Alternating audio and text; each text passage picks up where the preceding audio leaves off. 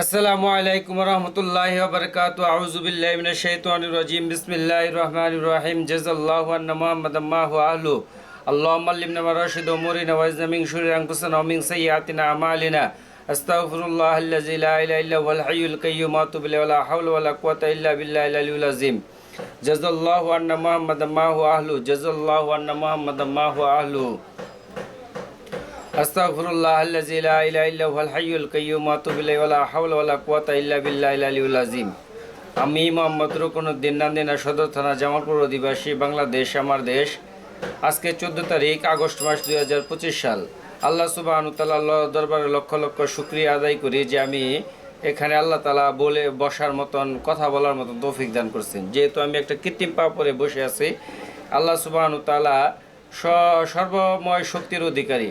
আল্লাহ তাআলা আসমান জমিন আরশ কুরসি লৌহ কালাম যা কিছু আছে কুন এবং ফায়াকুনের মাধ্যমে সৃষ্টি করছেন, আবার কুন এবং ফায়াকুনের মাধ্যমে ধ্বংস করবেন।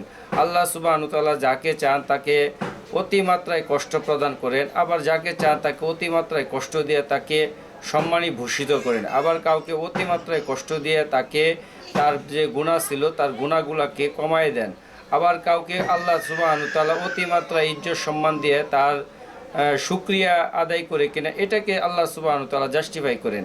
আল্লাহ সুবহানাহু ওয়া তাআলা বলেন, আর দুনিয়া সিজনুল মুমিনিন, মুমিনদের জন্য এই দুনিয়া জেলখানা, ওয়া জান্নাতুল কাফিরিন, এবং যারা অস্বীকারী তাদের জন্য এই দুনিয়াটা জান্নাত করে দিয়েছেন। সেই জন্য আমরা চলে স্থলে পাহাড়ে পর্বতে যেখানেই আমরা থাকি না কেন, আমাদের যেখানে উপস্থিতি থাকবে সেখানে আমাদের আল্লাহ তাআলার হুকুমকে আমাদের সামনে রাখতে হবে।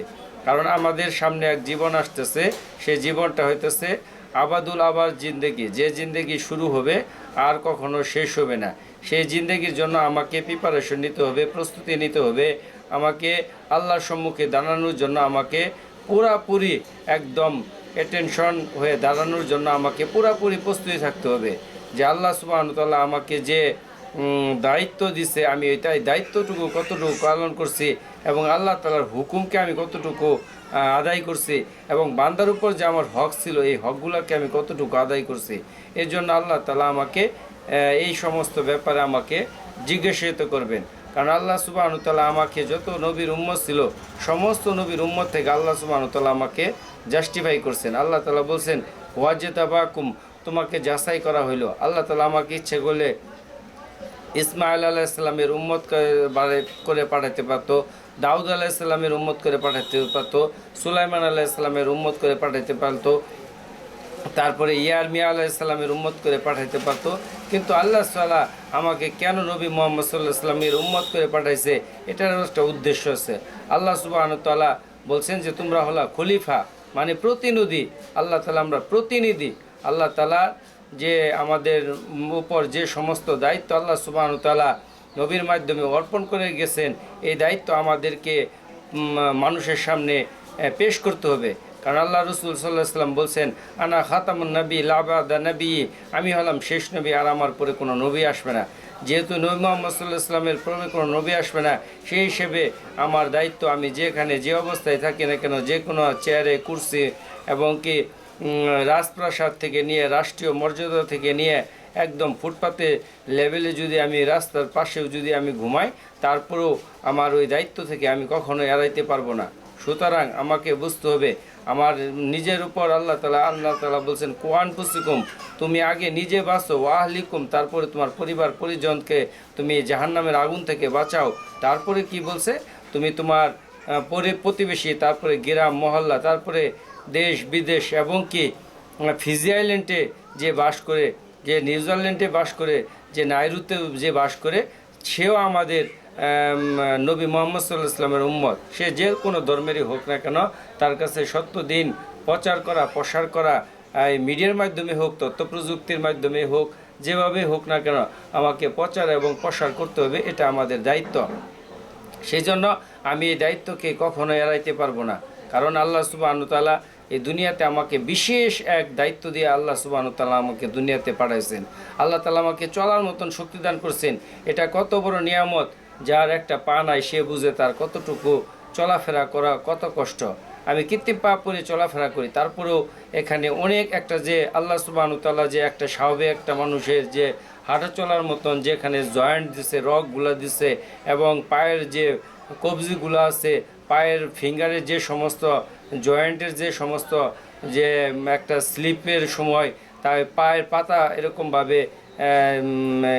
কি করে কয় খামসি মারে ধরবে, সেটা পারা যায় না। তো আল্লাহ সুবহানাহু ওয়া তাআলা যে আমার পেছনে লক্ষ লক্ষ টাকার আমাকে নিয়ামত দিয়ে ভরে রাখছে। একটা জার্মানির অটোভোগের উন্নত মানের কৃত্রিম পা কিনতে গেলে কত টাকা লাগে। তো আল্লাহ তাআলা আমাকে হাত দিছে, চোখ দিছে। একটা কিডনি বিকলাঙ্গ হইলে কত টাকা লাগতে পারে, একটা যদি কান বিকলাঙ্গ হয়ে যায় তাহলে ওই কানটাকে আবার পুনরায় প্রতিস্থাপন করতে হলে আমাকে কত টাকা লাগবে, যদি হার্ট যদি পুনরায় প্রতিস্থাপন করতে হয় তাহলে আমার কত টাকা লাগবে। তো একটা যদি দাঁতই সামান্য যদি আমার ভেঙে যায়, ওই দাঁতের যে একটা যে প্রতিস্থাপন করে সেখানে আবার কতটুকু পরিমাণ সঠিক কেমিক্যাল আছে কিনা, এটা কতটুকু আমাকে মানে উপকার করবে, এবং কি আমার এই কী করে কয় দাঁতের ফিলিংটা যেটা করা হইলো সেটা কত দিন পর্যন্ত থাকবে, এটার কোনো নাই। কিন্তু আল্লাহ প্রদত্ত যে আমাকে নিয়ামত দান করছে, ওই নিয়ামতের সীমা রাখা অসীম এবং অনন্ত নিয়ামত আল্লাহ তাআলা আমি ভোগ করতেছি। আমি ইচ্ছায় ভোগ করতেছি, অনিচ্ছায় ভোগ করতেছি, হাইসে ভোগ করতেছি, আল্লাহ তাআলা নাফরমানি করে ভোগ করতেছি, আল্লাহ তাআলার সাথে বেরাজি করে ভোগ করতেছি, আল্লাহ তাআলার সাথে দুশ্মনী করে ভোগ করতেছি, এবং আল্লাহ তাআলাকে রাজি খুশি করে ভোগ করতেছি। এটা হচ্ছে সম্পূর্ণ হইতেছে আমার এখতিয়ারভুক্ত। আল্লাহ তাআলা আমাকে ছেড়ে দিয়েছেন, আল্লাহ তাআলা আমার কাছ থেকে পুঙ্খানু হিসাব নেবেন। কোনো কিছু আল্লাহ তাআলা হিসাব বাকি রাখবে না।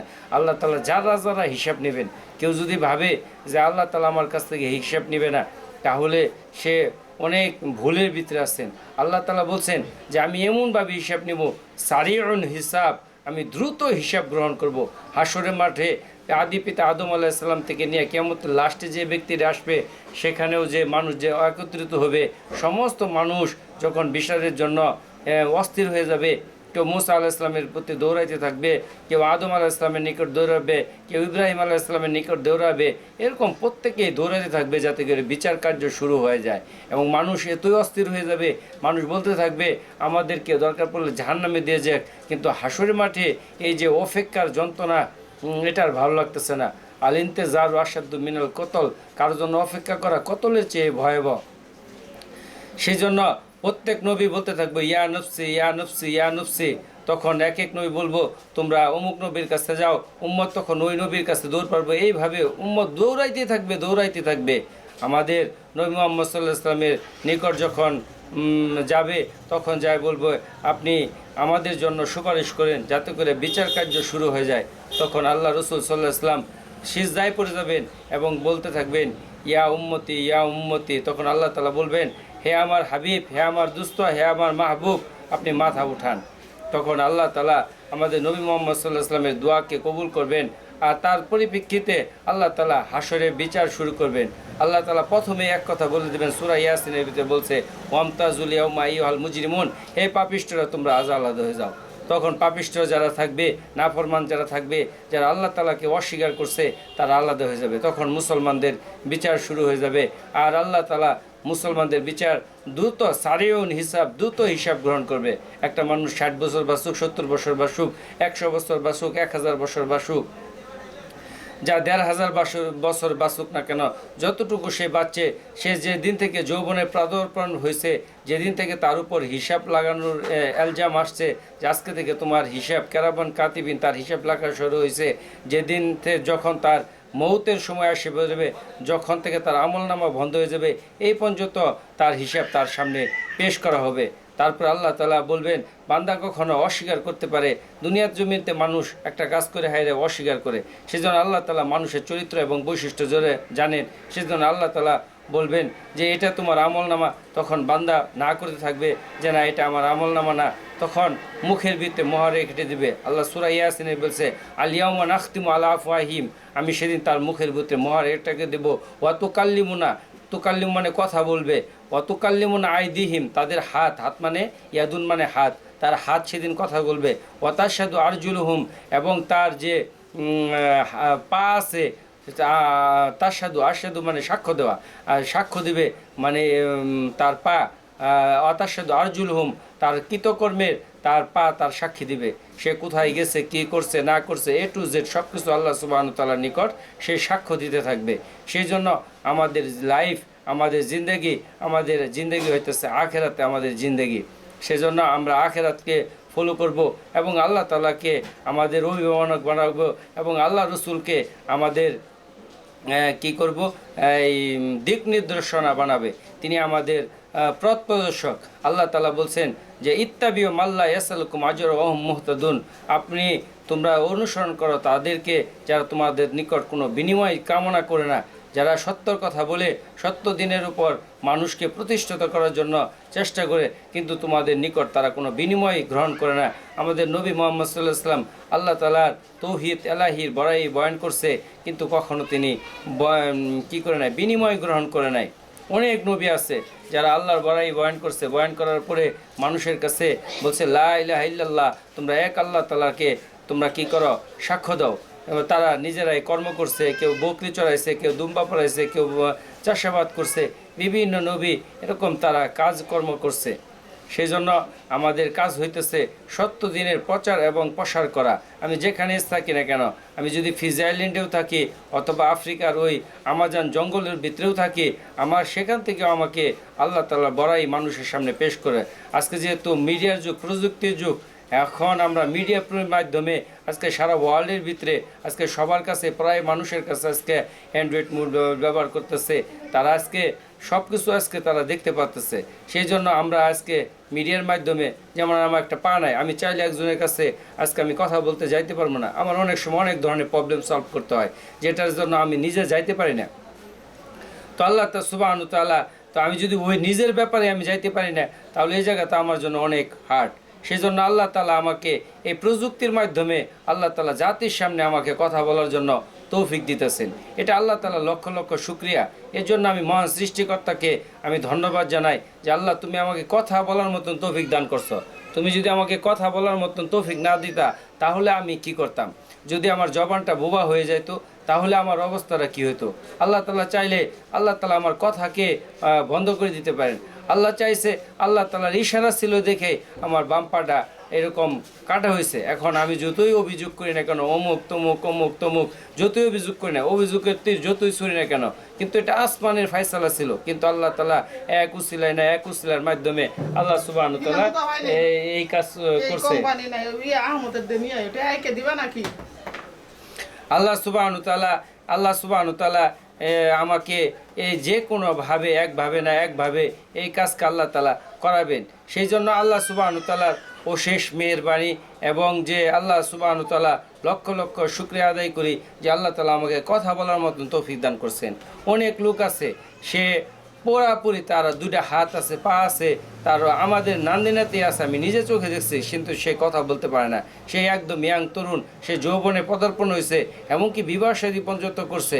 আরেকটা লোক দেখছি, সে আমাদের আব্বার পুকুরে জাল খাওয়াইতো, সে এখন পর্যন্ত বেঁচে আছে, তার বয়স প্রায় 80 বছর উপরে গেছে, সে ছোটোকাল থেকে কথা বলতে পারে না, কিন্তু এর মাধ্যমে তার জীবন। তো আমি যে কথা বলতে পারতেছি, আমার মনের ভাব যে আমি প্রকাশ করতে পারতেছি, এই জন্য আমি মহান সৃষ্টিকর্তার দরবারে আমি লক্ষ লক্ষ শুকরিয়া আদায় করি যে আল্লাহ তাআলা আমাকে কথা বলার মতন তৌফিক দান করছেন। আল্লাহ তাআলা আসমান, জমিন, আরশ, কুরসি, লৌহ, কালাম, এ টু জেড সব কিছুর মালিক আল্লাহ সুবহানাহু ওয়া তাআলা। ওই আল্লাহ তাআলার উপর আমাকে পরিপূর্ণ বিশ্বাস রাখতে হবে, ওই আল্লাহ তাআলার উপর আমাকে আস্থা রাখতে হবে। আল্লাহ তাআলা আমাকে যা কিছু চান তাই কিছু করতে পারেন। আল্লাহ তাআলা বলছেন ইয়াখলুকু মা ইয়াশা, আমি যাকে চাই ইজ্জত দান করি, আর যাকে চাই তাকে বেইজ্জতি দান করি। আমি যা ইচ্ছা মন চাই তাই করি। অত ইজ্জু মাংতাসা অত জিল্লু মাংতাসা, আমি যাকে চাই ইজ্জতের তাকে চরম আসনে বসাই, আবার ওখান থেকে যদি আমি চাই আমি টেনে এসে তাকে বেইজ্জতির চরম আসনে বসাইতে পারি, আবার বেইজ্জতি করে আবার তাকে আমি ইজ্জত দিতে পারি। এটা আল্লাহ সুবহানাহু ওয়া তাআলা ইচ্ছা। উমর রাদিয়াল্লাহু তাআলা আনহুকে, উমর রাদিয়াল্লাহু তাআলা আনহু ছিল ওই ব্যক্তি, যে ব্যক্তি রাসূলুল্লাহ সাল্লাল্লাহু আলাইহি ওয়াসাল্লাম তিনি কি করে কয়, আব্দুল মুত্তালিব যে ছিল, ঠিক আছে, তিনার কি করে কয়, আব্দুল মুত্তালিবের নাতি ছিল। আর আব্দুল মুত্তালিবের সরি সম্ভবত ভাতিজা নাকি নাতি ছিল, আবু তালেব কি ছিল, যাই হোক এটা নিয়ে আমার একটু কনফিউজ হইতেছে। যাই হোক, তো ওইরকম একটা বংশের মানে লোকের কাছে, হাশেমি বংশের লোকের উপর তলোয়ার চালানোর জন্য কেউ সাহস পায় নাই। আর নবী মোহাম্মদ সাল্লাল্লাহু আলাইহি সাল্লামের উপরে ছুরি দিয়ে গলা কর্তন করে ফেলাই দেওয়ার জন্য উমর রাদিয়াল্লাহু তাআলা আনহু খোলা তরবারি মক্কার ভিতরে সে ওপেন করছে আর বলছে যে আমি তার কল্লাকে শিরচ্ছেদ করে দিবে। তো আল্লাহ সুবহানাহু ওয়া তাআলা যদি এই উমর রাদিয়াল্লাহু তাআলা আনহুকে হেদায়েত দিতে পারে, তো আল্লাহ তাআলা চাইলে বান্দাকে A to Z যা মন চায় তাই করতে পারেন। তো আল্লাহ সুবহানাহু ওয়া তাআলার সব এখতিয়ার, অথচ আবু জেহেল, আবুল হাকম সে জ্ঞানের বাবা ছিল, সে জ্ঞানের পণ্ডিতের অধিকারী ছিল। আমাদের নবী মুহাম্মদ সাল্লাল্লাহু আলাইহি সাল্লামের আপন চাচা, তিনাকে আল্লাহ সুবহানাহু ওয়া তাআলা হেদায়েত দেয় নাই। কিন্তু সে বুঝতো যে মুহাম্মদ সাল্লাল্লাহু আলাইহি সাল্লাম, যে মুহাম্মদ যে দিন নিয়ে আসছে এ দিন সত্য, এজন্য তিনি তার তকদিরে হেদায়েত নাই। সেই জন্য এটা ভাগ্যের বিষয়, তকদিরের বিষয়। এখন তকদিরের ভিতরে অনেক কিছু আছে, তকদিরের ভিতরে তকদির নিয়ে যদি কেউ যদি অতিমাত্রায় সে যদি তকদিরের উপরেই অনেক কিছু আছে, আবার অনেক কিছু না, এগুলো নিয়ে যখনই একটা মানুষ অতিমাত্রায় ঘাটাঘাটি করবে সে পাগল হয়ে যাবে। সেই জন্য আমরা আমাদের সাধ্য অনুযায়ী আমরা আল্লাহ সুবহানাহু ওয়া তাআলা নিজেই বলছেন খুলিকাল ইনসানা দাঈফা, মানুষকে অত্যন্ত দুর্বল করে নাজুক করে তৈরি করছি। আর এই নাজুক অবস্থার ভিতরে আমার দ্বারা কি করা সম্ভব? তারপরে এই নাজুক অবস্থার ভিতরে মানুষ আজকে পারমাণবিক বোমা বানাইছে, অ্যাটম বোমা বানাইছে, নিউক্লিয়ার বোমা বানাইছে, সুপারসোনিক বোমা মানে যুদ্ধ বিমান তৈরি করছে, সাবমেরিন তৈরি করছে, অনেক ধরনের প্রাণঘাতী, মরণঘাতী, দেশকে দেশ ধ্বংস করে দেওয়ার মতন অস্ত্র তারা তৈরি করছে। তারা মঙ্গল গ্রহে তারা অভিযান চালাইতেছে, তারা আকাশে হাজার হাজার স্যাটেলাইট চলতেছে, রাত্রিবেলা আকাশের ভিতরে হাজার হাজার এরকম প্লেন চলতেছে, মানে শুধু বাতি আর বাতি। এই অবস্থার ভিতরে সমুদ্রের ভিতরে হাজার হাজার জাহাজ চালাইতেছে। তো একটা ছোট্ট মানুষ 3.5 ফিট, 5 ফিট, 6 ফিট, 7 ফিটের, একটা 8 ফিটের মানুষ মনে হয় না পৃথিবীর ভিতরে। তো এই মানুষগুলা একটা নাবিক একটা জাহাজের ভিতরে কত হাজার কন্টেনার সে বহন করে নিয়ে সে আটলান্টিক মহাসাগর পাড়ি দিয়ে সেরে নিয়ে সে কানাডা যাইতেছে, আমেরিকা যাইতেছে, বেলজিয়াম যাইতেছে, ব্রাজিল যাইতেছে, পর্তুগিজ যাইতেছে, ফ্রান্স যাইতেছে, বিভিন্ন রাষ্ট্রে যাইতেছে। এটা আল্লাহ তাআলা মানুষকে ওই শক্তি দিছে। সেই জন্য আল্লাহ সুবহানাহু ওয়া তাআলা আমাকে আকল দিছে, ওই আকলের মাধ্যমে আমি কি করব, আমার আল্লাহ তাআলার দ্বীনকে আল্লাহ তাআলার জমিনের ভিতরে প্রতিষ্ঠিত করার জন্য আমি চেষ্টা করব, সত্য দিনের জন্য। আর সত্য দিনের জন্য চেষ্টা করতে গিয়ে আল্লাহ তাআলা বলছেন ওয়াল আসরি ইন্নাল ইনসানা লাফি খুসর ইল্লাল্লাযিনা আমানু ওয়া আমিলুস সলিহাতি ওয়া তাওয়াসাউ বিল হাক্কি ওয়া তাওয়াসাউ বিস সবর। আল্লাহ তাআলা বলেন জামানার কসম, ওয়াল আসরি ইন্নাল ইনসানা, সমস্ত মানুষেরা ধ্বংসের ভিতরে আছে। ওই সমস্ত ব্যক্তিত্ব ইল্লাল্লাযিনা আমানু, যারা ঈমান আনছে, বলছে তারাও ধ্বংসের ভিতরে আছে। তারপরে ওই সমস্ত ব্যক্তিত্ব যারা নেক আমল করছে, ওয়া আমিলুস সলিহাত, যে তারাও আবার ধ্বংসের ভিতরে আছে। ওয়াতাওয়াসাউ বিল হাক্কি ওয়াতাওয়াসাউ বিস সবরি, এবং সত্য দিনের কথা বলতে গিয়ে বিপদ আপদের সম্মুখীন হয়েছে, তারা এই অবস্থার ভিতরে ধৈর্য ধারণ করছে, সবুর করছে।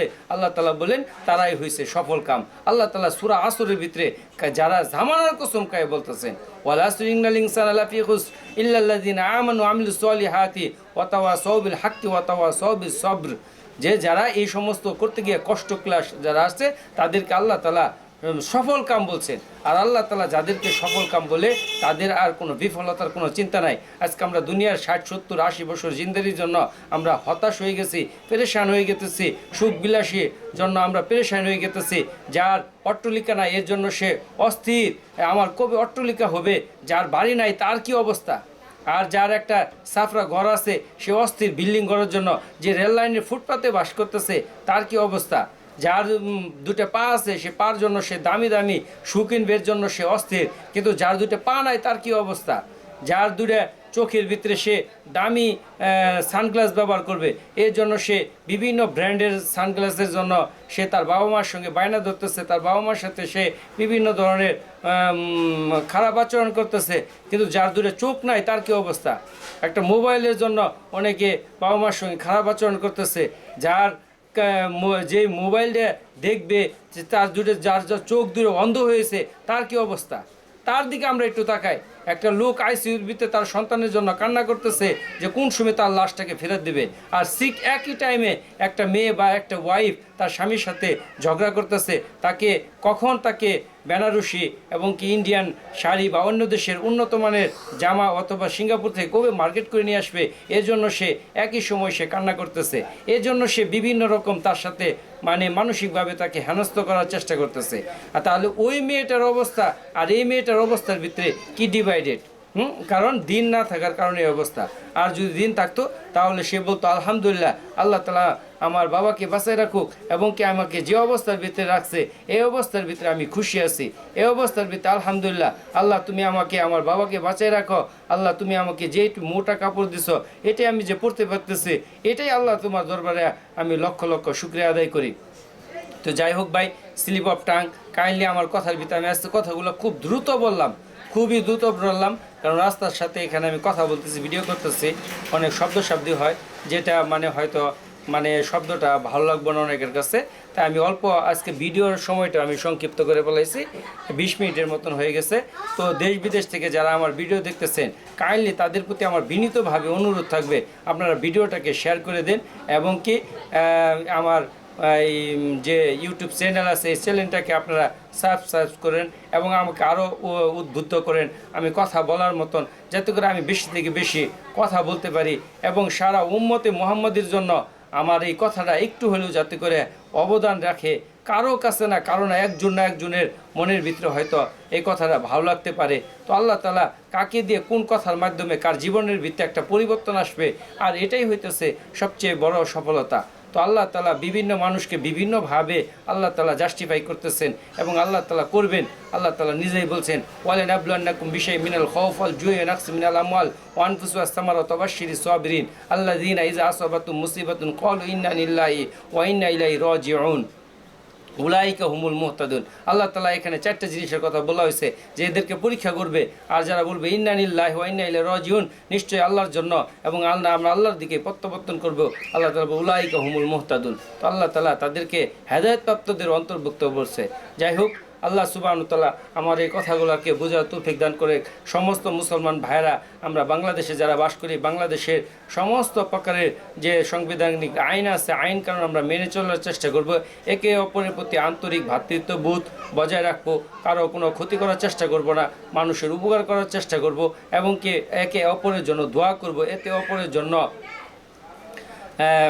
আল্লাহ তাআলার কাছে মাগফিরাতের দোয়া করব, হেদায়েতের দোয়া করব এবং অন্যান্য ধর্মাবলম্বী যারা বাস করতেছেন তাদের প্রতি আমরা সহনশীলতা এবং কি সৎ ব্যবহার করব, তাদের প্রতি অত্যন্ত আমরা আন্তরিক হব এবং এক অপরের প্রতি ভ্রাতৃত্ববোধ বজায় রাখবো। সারা উম্মতে মুহাম্মদীকে আল্লাহ তাআলা হেদায়েত দান করুক, এর জন্য আমরা তাহাজ্জুদের সময় উঠে দোয়া করব। যারা অসুস্থ আছে তারাও বেশি বেশি দোয়া করব, অসুস্থ অবস্থায় দোয়া কবুল হয়, বৃষ্টি যখন হয় তখন আল্লাহ তাআলা দোয়া কবুল করেন। আল্লাহ সুবহানাহু ওয়া তাআলা এরকমভাবে বিভিন্ন সময় বিভিন্নভাবে দোয়াকে আল্লাহ তাআলা কবুল করে থাকেন। দোয়ার আগে দরুদ শরীফ পড়া এবং দোয়ার পরে দরুদ শরীফ পড়া, আমরা বেশি বেশি করে দরুদ শরীফ পড়ব এবং নবী মুহাম্মদ সাল্লাল্লাহু আলাইহি ওয়াসাল্লামের রওজা মুবারকে আমরা সালাম প্রেরণ করব। আল্লাহ রাসূল সাল্লাল্লাহু আলাইহি ওয়াসাল্লাম আমাদের উপরও তিনিও সালাম বর্ষণ করবেন। আসসালামু আলাইকুম ওয়া রাহমাতুল্লাহি ওয়া বারাকাতুহু। আমি মোহাম্মদ রুকনুদ্দিন, নাদিনা সদর থানার অধিবাসী, জামালপুর আমার জেলা, বাংলাদেশ আমার দেশ, স্লিপ অফ টাং। কাইন্ডলি কোনো কথার ভিতরে ভুল বেয়াদবি হলে অবশ্যই আমাকে ক্ষমার দৃষ্টিতে দেখবেন। আসসালামু আলাইকুম ওয়া রাহমাতুল্লাহি ওয়া বারাকাতুহু। অন্যান্য ধর্মাবলম্বী যারা আছেন তাদের প্রতি আমার আন্তরিক প্রীতি, শুভেচ্ছা ও ভালোবাসা রইল। সারা সৃষ্টি জগতের শান্তির কামনা করে আমি আমার কথাকে শেষ করলাম।